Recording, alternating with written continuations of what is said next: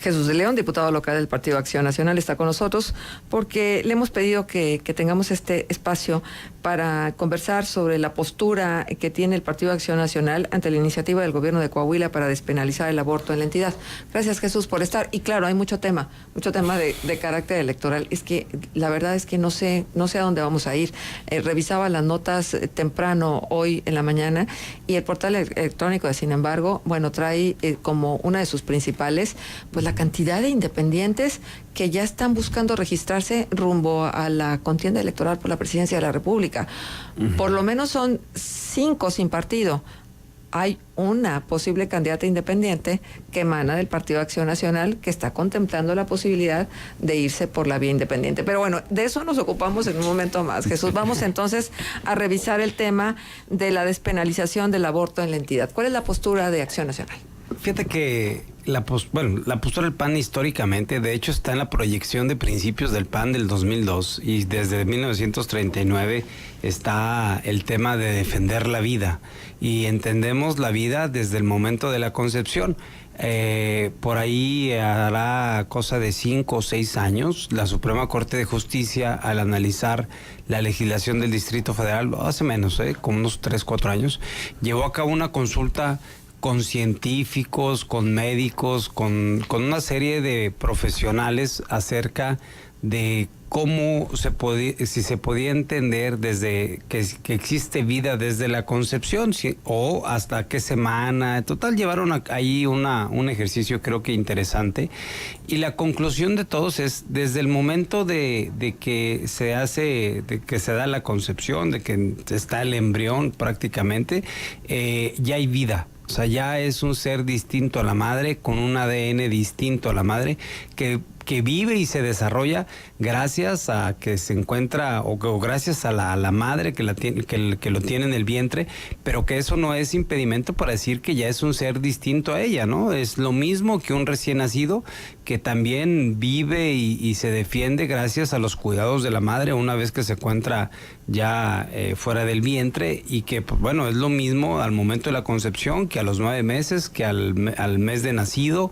Entonces creo que es importante ahorita a toda la sociedad, de organizaciones civiles, etcétera, a manifestarse y a buscar la forma de presionar para que no pase esta propuesta de reforma. ¿Qué es lo que está proponiendo el gobernador Moreira ahorita, al final de su administración, cuando hay muchos temas sin duda alguna que son importantes, como es el tema de la reparación de los daños que están ocasionándose en el país por las causas de los terremotos, el tema de la reestructuración de la deuda, el tema del conflicto postelectoral que estamos viviendo aquí en Coahuila, y aprovecha que la opinión pública está en todos estos temas, Marcela, para presentar una iniciativa ahora en el mes de septiembre, una iniciativa de un nuevo Código Penal, que tiene más de 2,000 fojas la iniciativa entre la exposición de motivos y el articulado, y cuando presentan estas iniciativas siempre trae truco.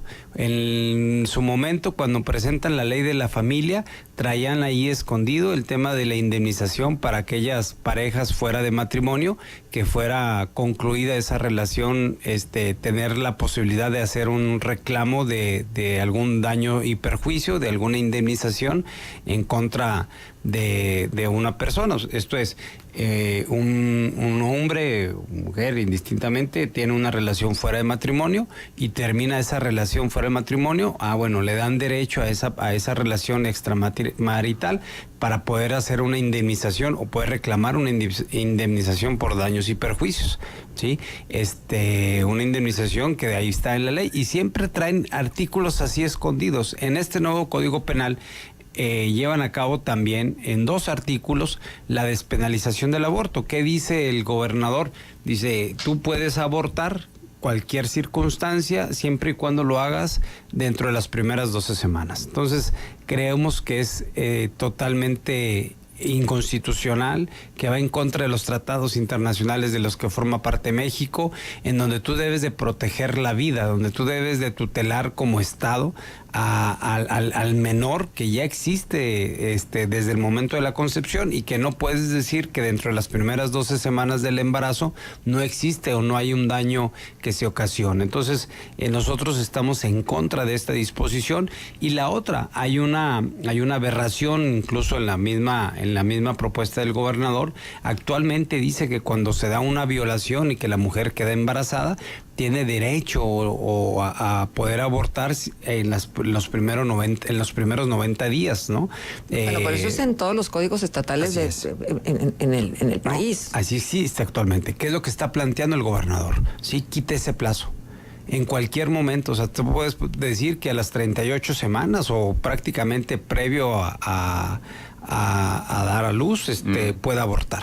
Pero o sea, eso es lo que establece. Más implicaciones médicas, Así eso ya tiene más riesgos. Así es, y es mucho más riesgoso, es una serie de medidas, y así está el planteamiento que hace el gobernador en esta iniciativa, y por eso el día de ayer la alerta, la alarma, el hacer el llamado a que busquemos los mecanismos para que no pase esta reforma, para que se detenga esta iniciativa que es prácticamente una salvajada lo que se está proponiendo por parte del Ejecutivo, en donde hay una incongruencia total, Marcela, Manuel. En esta administración, por un lado, se decía que había que proteger la vida del toro de Lidia, que era importante que pudiéramos mantener ello y que por lo tanto prohibían las corridas de toros. Y ahora nos vienen a proponer el terminar con la vida de personas, con la vida humana a través del aborto y despenalizarlo.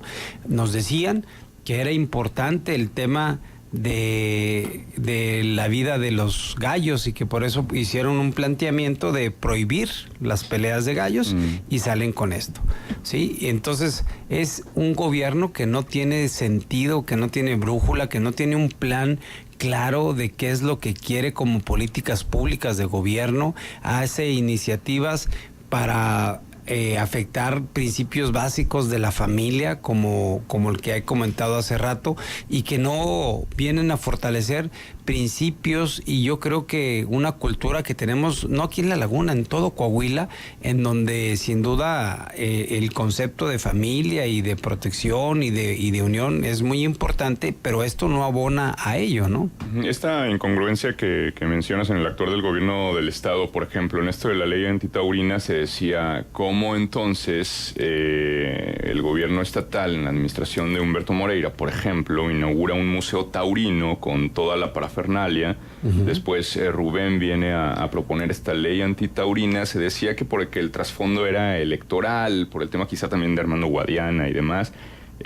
Ahora tú ves también un trasfondo. Ya nos hablabas que a lo mejor el timing es inapropiado por todo lo que hay, digamos, en la coyuntura estatal, pero sí ves un trasfondo más allá de lo que implica en términos sociales, en términos de salud pública, lo del aborto. ¿Hay algo más con esa iniciativa? Yo creo que esta iniciativa tiene que ver para también jalar la atención sobre el tema de la reestructuración de la deuda, que no han sido claros, nada más para, así es un tema donde, por ejemplo, desde hace 7 años se inició con una deuda de 34,000 millones de pesos, ese fue el inicio, fue incrementándose. Al día de hoy, la autorización que hace el PRI es de, porque hay que decirlo, porque luego dicen, no, es que el Congreso y los diputados, no, los diputados del PRI son los que autorizaron una reestructuración por 37,000 millones de pesos, esto es más de lo que se inició en el 2011, se han pagado en base a los presupuestos autorizados más de 24,000 millones de pesos en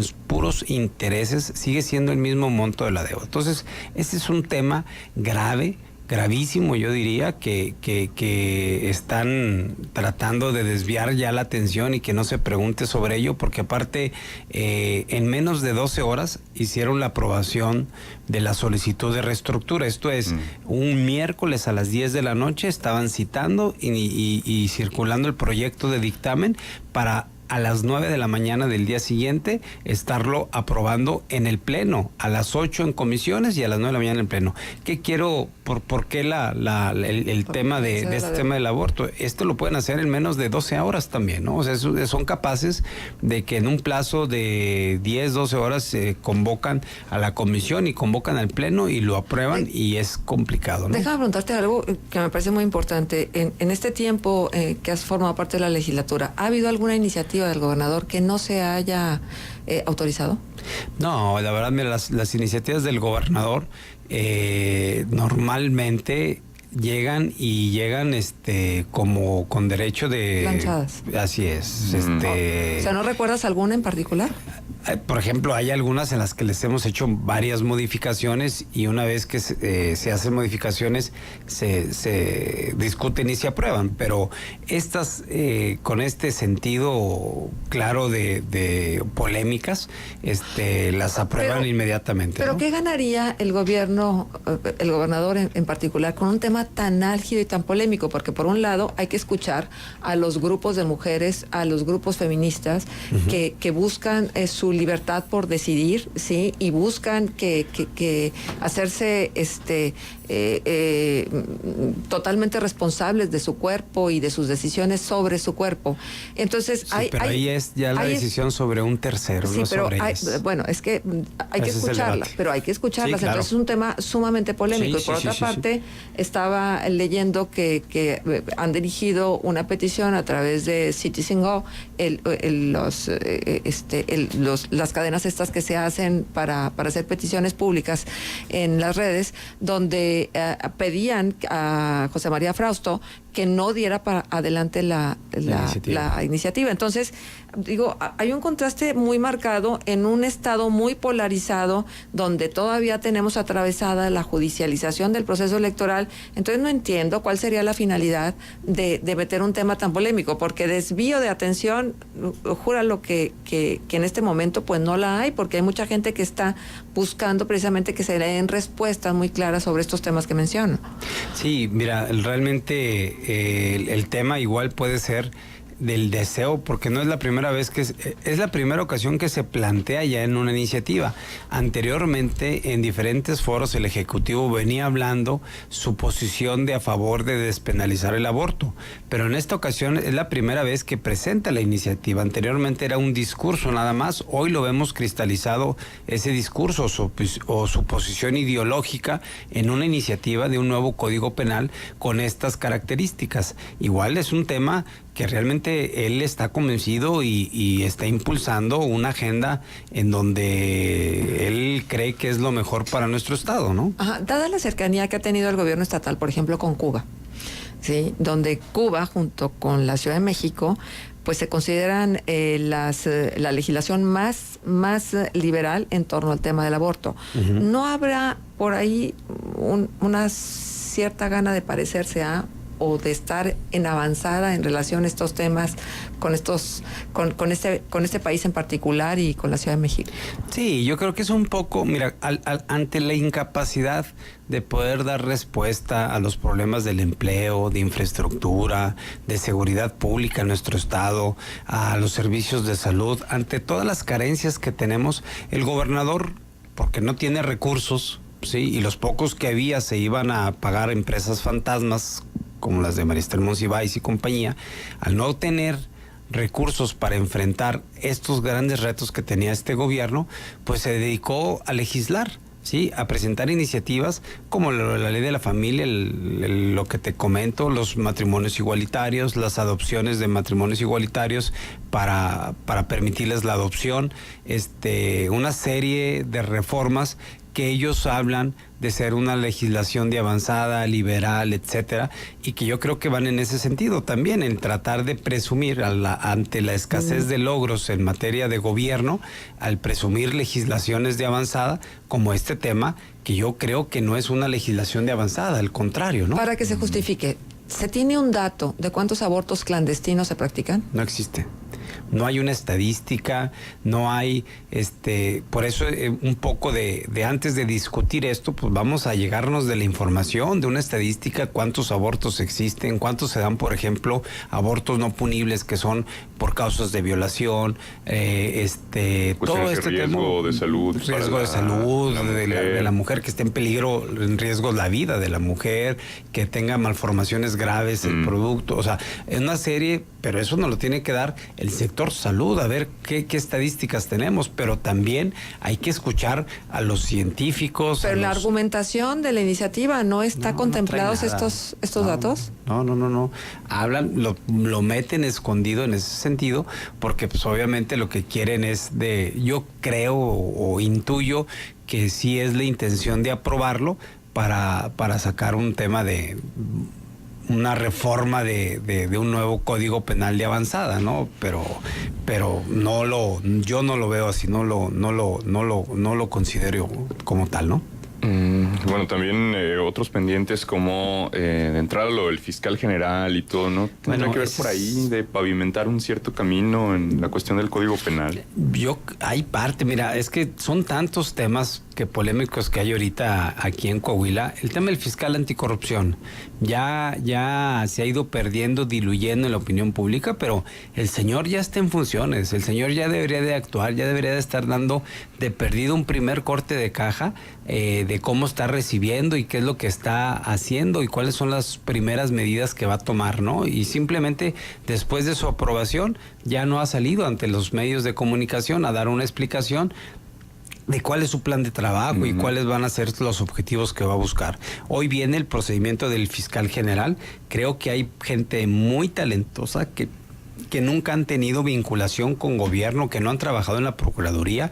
Por ahí vi una entrevista que le hicieron a una mujer aquí en Torreón, doctora en Derecho, muy talentosa, la verdad, que creo que es un muy buen perfil.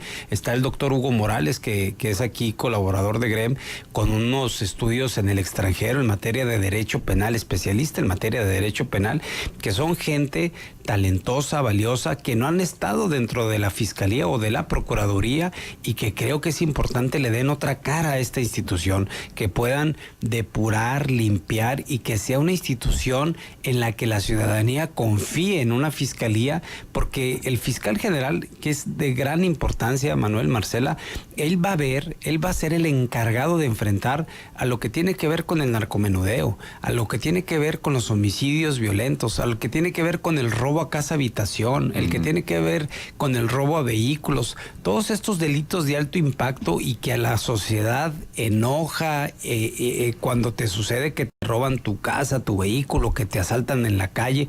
Todos estos delitos serán competencia del fiscal general y creo que es importante que sea un especialista y en donde vayan recuperando la confianza de la ciudadanía. Por eso creo que es importante que sea un agente, una persona ajena a dicha institución, que venga del área académica, que tengan la experiencia, que tengan los conocimientos, y yo creo que aquí están estos dos principales profesionistas así de a bote pronto, que cubren el perfil perfectamente para estar en la terna final, ¿no? Pero hay que decirle al público que, bueno, se inscribieron, se postularon 21, ¿no? Así es. Y se autorizaron 18. Y de estos 18 el gobernador va a hacer una terna de 3. Una terna de 3, así es. Y entonces, y sobre esa se van a elegir. Se debe elegir. Entonces, bueno, ya iremos viendo a quién eligen esos, cuáles son esos 3 elegidos, pero también cómo se da la votación. Así es. Porque ya hay cierta información que se ha filtrado de quiénes pudieran ser los abanderados de la Fiscalía y vamos a ver si se cumple el pronóstico o si van por algo más libre. ¿Se va a cumplir? No, a ver, tienen la mayoría absoluta. ¿Y quién va a ser el fiscal entonces? Yo creo que el gobernador va a hacer una... le podríamos decir en el argot abogados, podemos decir una chicanada, o sea, donde va a mandar una terna con el favorito y otros 2 perfiles que no haya ningún problema, ¿no? O sea, quitando esta gente muy capaz que dieron respuesta a una convocatoria pública, transparente, que tratamos de llevar a cabo en el Congreso y que puede echar abajo cualquier expectativa la actitud del gobernador. ¿Te aventurarías a decir quién? Sí, yo creo que el favorito es el que fue delegado aquí de la Procuraduría Gerardo y estuvo en la administración con Lalo Olmos y con Miguel Riquelme. Gerardo Márquez es el favorito y del PRI para que sea fiscal, pero creo que hay que revisar los demás perfiles, no puede ser así nada más un tema incondicional. Ajá, ya tengo participación del auditorio, lo cual agradecemos enormemente. Preguntan, ¿qué podemos hacer los ciudadanos para protestar por esa ley que va a permitir abortar a las mujeres? Porque luego hay que acompañarlas, hay que protegerlas, porque están tan solas que a veces toman las decisiones por ellas mismas y son las inadecuadas. Díganos, ¿qué podemos hacer? Pues yo creo que ahorita lo más importante es presionar al Congreso para que no se apruebe este Código Penal sin previamente escuchar a todos los sectores. Yo creo que tenemos que hacer un ejercicio de foros, de escuchar a los involucrados, a organizaciones pro vida, a agrupación de mujeres feministas que están a favor, el escuchar a científicos sobre el tema del aborto, que nos digan cuáles son todas las implicaciones, porque los que estamos, por ejemplo, en la Comisión de Gobernación, donde los que somos abogados, pues nos vamos al tema jurídico, pero necesitamos sin duda para tomar una decisión el apoyo de gente que tenga conocimientos médicos y científicos sobre este tema, ¿no? Ajá. Y nos preguntan también, ¿nos puede decir qué estudios son los que contemplan como individuo, qué estudios son los que se contemplan para definir al individuo desde la concepción? Bueno, está en la proyección de principios y lo comentaba ahorita, en la Suprema Corte de Justicia se hicieron una serie de estudios o de trabajos por parte de especialistas y ahí están incluso en la página de la Suprema Corte de Justicia en donde todos concluyen, ¿sí?, de que al momento de la concepción el embrión ya es una persona distinta a la madre y que como tal tiene vida y que es cuestión de tiempo en el que se desarrolle y que ya hay estudios que tiene un ADN inmediato distinto y que inicia su formación. Son estudios no, obviamente no del grupo parlamentario del PAN ni de mío, sino de especialistas que fueron contratados por la Suprema Corte de Justicia en su momento. Ajá, bueno, ¿y se pueden consultar? Sí, estaban en la página y creo que ya hay hasta criterios ahí de la Corte en donde abordan esos temas, ¿no? La práctica del aborto. Y creo que también hay tratados internacionales en materia de derechos humanos en donde establecen el derecho y la protección a la vida desde la concepción. La práctica del aborto en México es la quinta causa de fallecimiento femenino en el país. Esto lo dice una nota de La Jornada. ¿Qué piensas al respecto y cómo podría ayudar el que se despenalizara el aborto a combatir estas cifras de muertes de mujeres? Que el tema de la política pública tiene que ir en la prevención de los embarazos, en jóvenes principalmente. La falta de información, la falta de educación en términos desde la escuela, la casa, etcétera. O sea, en el tema de la prevención creo que hay mucho que hacer en ese sentido y creo que las políticas públicas del Estado mexicano como tal deben de ir en materia de la prevención y no a través de este tipo de reformas, ¿no? Sí, que además Coahuila es uno de los estados que más problema tiene justamente con los embarazos en adolescentes, incluso fallecimientos justamente por malas prácticas, por desinformación, casos de niñas de 12, 13 años que ya están siendo madres de familia, con todo lo que implica, pero además entonces con una iniciativa de esta naturaleza, en caso de que se llegara a aprobar de despenalizar el aborto, entonces habría que tener una inversión considerable en cuestiones de equipamiento hospitalario. Claro, es decir, el sistema de salud pública actualmente en Coahuila es muy endeble como para dar atención a todo esto en caso de que hay se ejemplos en donde se han muerto en el Hospital General los bebés por falta de cuidado, por la escasez de medicamentos, de atención, bueno, se les mueren hasta de gripa, hombre. O sea, entonces son temas verdaderamente dramáticos y es lo que comento, o sea, las políticas públicas del Estado están desviadas o hay una brújula desorientada en las políticas de estos últimos 12 años que nos ha salido muy caro los coahuilenses, la verdad, y que yo creo que este camino no es el adecuado, el que ellos están abordando. Hay que dotar a los hospitales de infraestructura, de apoyo, el personal de ahí trabajan bajo protesta y los entienden ellos mismos. Oye, nosotros nos llevamos los reclamos del ciudadano porque no tenemos cómo atenderlos, pero no es causas imputables a nosotros, pues no nos dan, ahora sí que las herramientas, ¿no? Las enfermeras, los doctores, están ahí haciendo una labor verdaderamente titánica de apoyo a la población, pero no se les apoya por parte del gobierno. Nos dicen lo siguiente: en lugar de andar creando leyes como esas, ¿por qué mejor no apoyan a los organismos de la sociedad civil que dan cobijo y resguardo a las mujeres embarazadas para que tengan a sus bebés y esos bebés puedan ser a su vez adoptados por familias que están pidiendo a gritos tener un hijo? Aquí en Coahuila, desde que yo fui diputado la primera ocasión, Marcela Manuel, allá en el 2003, planteamos, en aquel entonces existían las adopciones plenas y semiplenas. Yo presenté una iniciativa de reforma al Código Civil en aquel entonces para eliminar las adopciones semiplenas o tratar de corregirlas y convertirlas en adopciones plenas, en donde mi comentario va, desde entonces se ha estado batallando con los procedimientos de adopción que son lentos, que son muy complicados aquí, y que hay una serie de matrimonios esperando infinidad de tiempo para tratar de lograr que se les dé en adopción. Y te doy un dato. Por ahí se comentó, no hay una estadística, que es parte de la información que se oculta, en donde se han otorgado en los últimos años niños en adopción a 2 o 3 matrimonios igualitarios, los mismos que han sido con el tiempo devueltos los menores en el caso de Coahuila, cuando hay una serie de matrimonios en el estado en espera de recibir niños de adopción. Entonces es un tema amplio que hay que verlo desde diferentes ángulos. Este es otro importante que hay que escuchar y entender y saber antes de aprobar este tipo de reformas, ¿no? Te preguntan que si existe el recurso del plebiscito y si pudiéramos apelar a él para evitar que se apruebe esta ley. Sí, existe en la Ley de Participación Ciudadana y creo que es un mecanismo importante que ayudaría mucho para detener y presionar que no pase este tipo de iniciativas y que antes de ello se dé la discusión con todas estas organizaciones de la sociedad civil. Jesús, estamos sobre el tiempo y tenemos 30 segundos solamente. El aplazo para la resolución sobre Coahuila, en lo que tiene que ver con la jornada electoral, ¿qué interpretación le das?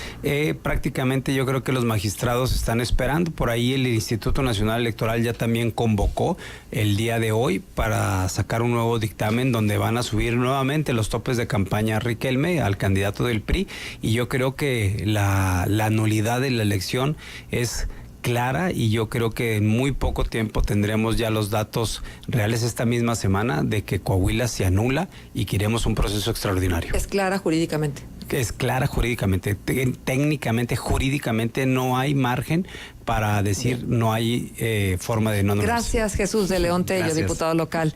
Vamos a la pausa, regresamos.